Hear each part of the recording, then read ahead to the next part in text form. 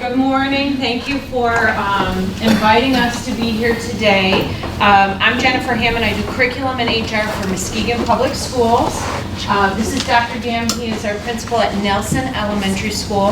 And we have two special guests that we're going to do an overview of the program, and then our special guests are going to tell you a story about their work with our second graders. And this is Cindy Larson, our board president, and Bill O'Brien, our board trustee.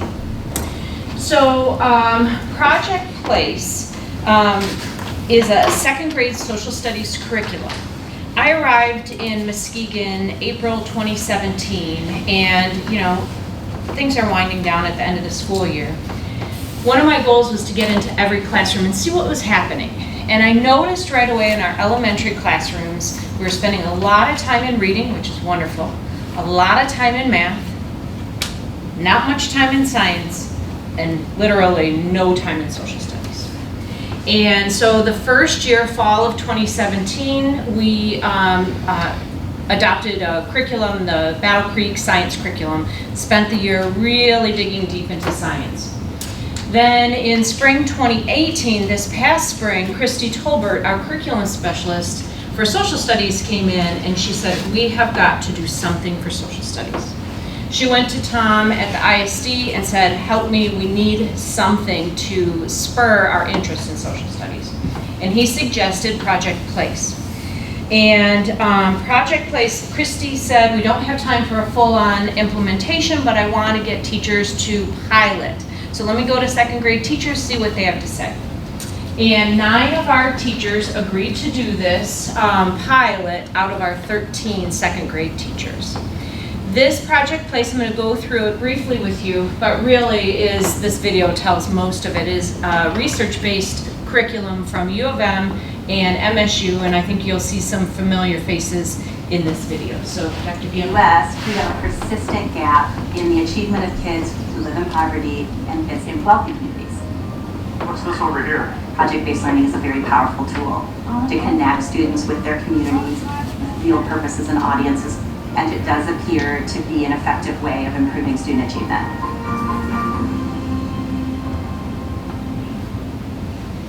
My name is Annalisa Halverson, and along with Nell Duke, we designed curricula that integrated literacy and social studies using project-based learning. Project Place stands for Project Approach to Literacy and Civic Engagement. We designed 4 big projects. We aligned the units around the literacy standards and social studies standards for second grade. Then we commenced a fairly large study to test the impact in high poverty, low performing school districts. Our study was with 48 different classrooms in 20 elementary schools. Half of them were assigned to teach the projects that we designed, and half of them were asked to teach their regular social studies curriculum. Teachers were randomly assigned to do project-based learning or not. These were teachers who did not have prior experience doing project-based learning. They taught 60 lessons, and we tested children at the end of the school year. We found that students who received project-based learning scored at higher levels in reading and social studies. So that tells us that a project-based framework can be successful right out of the gate. So this morning, we are going to go on our field trip to Hawthorne Park. My name is Aaron Phillips. I teach second grade at Grace Elementary. We are doing the civics and government unit of Project Place. We started the unit by taking a field trip. Go on, guys. We go to a park and kind of just discover the park and look at its strengths and weaknesses. All the kids were engaged. All the kids were interested. That is when they can shine. You can see a total difference in learning. It was So Project Place is based on 4 distinct units. Economics, where students become producers of something in their community. The second is geography, and that is creating a brochure about their community. The third is history, where they create postcards about the history of their community. And then the civics and government, you saw a little piece of that, a public space, and they make a proposal to a government official. And throughout this, we also have key vocabulary that students will do. anchor texts that they use, and also writing prompts. Second graders were using vocabulary like consumers, goods, natural resources in their units. And at one point, I even emailed our high school econ teacher, because he doesn't believe anybody teaches econ until they get to him, to let him know our kids are learning these materials. So in Unit 1, students learned about economics, and each of the 9 classes went to a local business. We tried to find businesses that were close to school, because obviously transportation costs money. So we went to, some of our second graders went to Reich's Bakery and then to the Lakeside Emporium. Obviously candy and donuts are important to them. And then once they learned about the operation of that business, they then created their own business. So each second grade room in Project Place, they decided what to make. So one group made and sold lemonade, another made and sold some candy, another did holiday wreaths, and superhero pops. So all of us got emails and donated and bought some things from our little second graders. Students were responsible for all aspects of this. They designed it, they figured out the cost and the marketing, and then once they had their profit, and they all made a profit, they decided what to do with the money.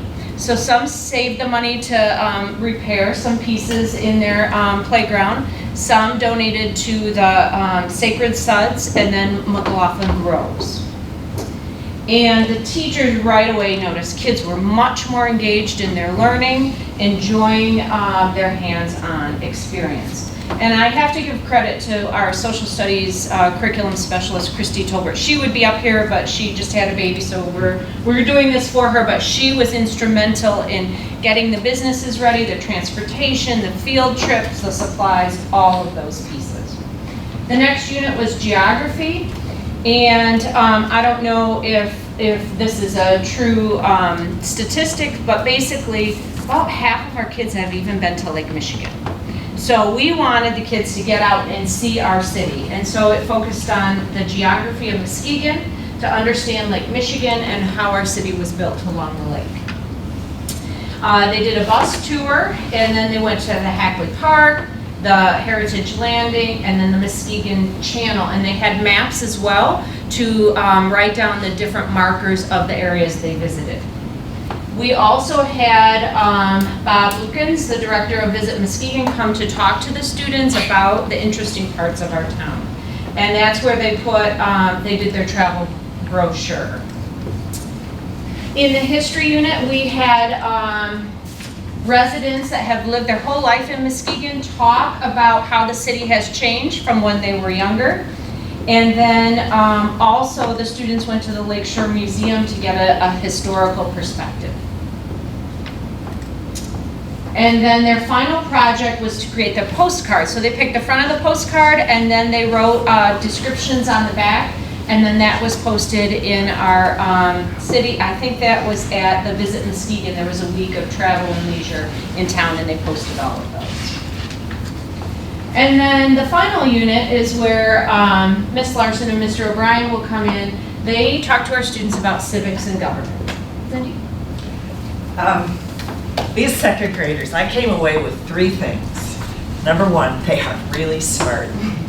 Number 2, they are really passionate about their school. And number 3, they are well taught. These children made a presentation. It was scripted, it was rehearsed, they spoke clearly.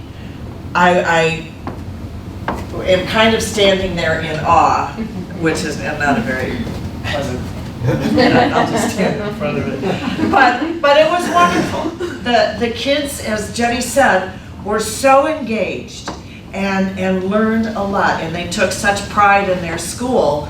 And of course, we came away with a whole list of things that they wanted to have accomplished on their playground, like no more bumpy slides so you don't get stuck going down.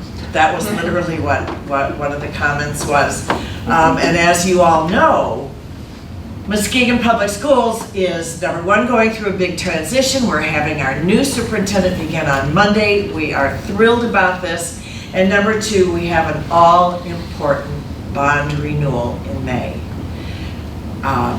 The bond renewal is a lot of money. It's like $80 million. Except if we wanted to improve on all of our buildings and playgrounds, we would need, between $200 and $300 million. So we have to pick and choose, and this is the tough stuff that's going on. Dirk Wheeldryer, who is our interim superintendent, is working with our construction company, or our architects, I should say, to kind of narrow this down. What are our priorities? What do we need to do? Obviously, and Bill will agree, as will Jenny, that we would love to go to all of these schools and fix up all these playgrounds and make sure we don't have bumpy slides and everything that these kids ask for, because, as you all know, they want to be heard. And so we're going to make sure that we will do the utmost that we can to make sure that they are heard, but it was impressive. I got to go to Lakeside Elementary, and the kids are incredible.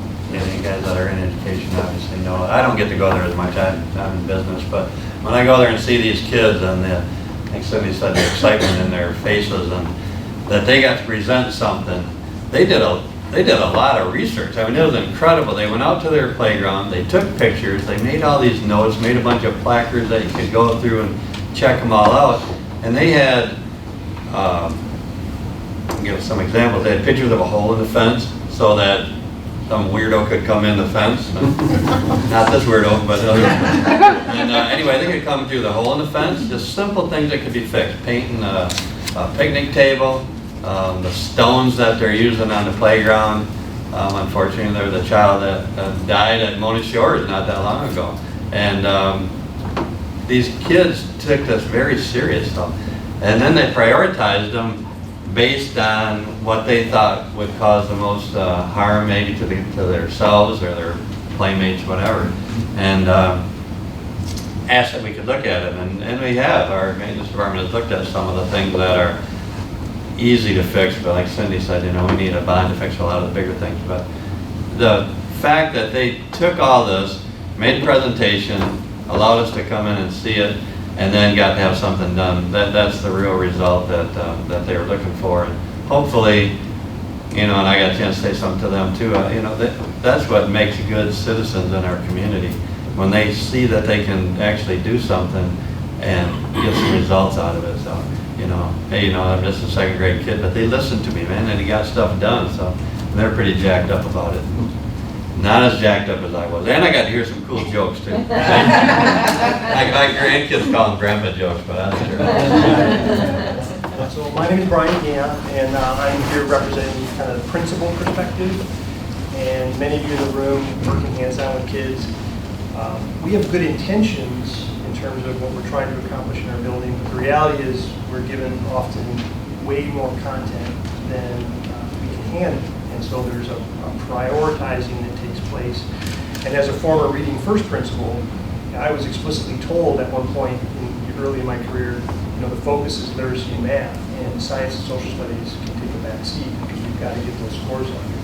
And then there was this pendulum wave of, well, we'll do some thematic inclusion of maybe science and social studies literature, and we'll get some content to kids that way.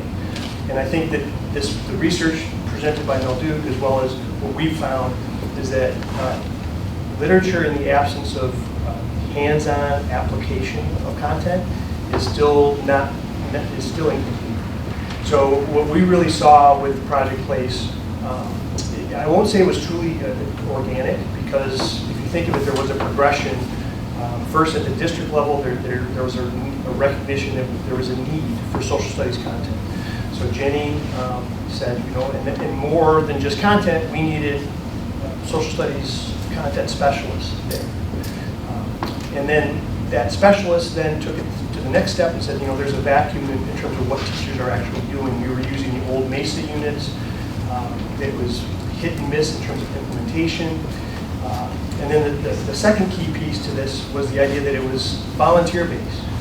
And I think when you look at implementing change, I think that's a key factor. And the fact that the majority of our teachers were open to this on the volunteer level, I think is an idea that our teachers understand that there's a need. and that they're willing to take that step. And the biggest findings that we found was that the literature, the focus on literacy, the reading and writing, was absolutely evident. In fact, it was much more evident in terms of the work that they did than in the basic units. And the quality of the writing was very impressive. And if there's one thing our kids need to be doing more of, it's writing. They really do need to be working on it. And our kids were excited and hungry for more.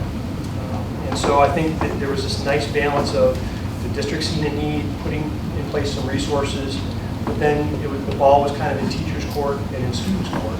And once they took ownership of it, they really took it to a place where I don't think any of us expected it to go. And now there's a genuine excitement for the teachers who weren't engaged in the project to become engaged next year. Now there's kind of this buzz about social studies. So we're all very, very excited about kind of the future of where this may go for us. We feel bad for the third grade teachers next year because we don't have this quite developed yet, but we're in the process.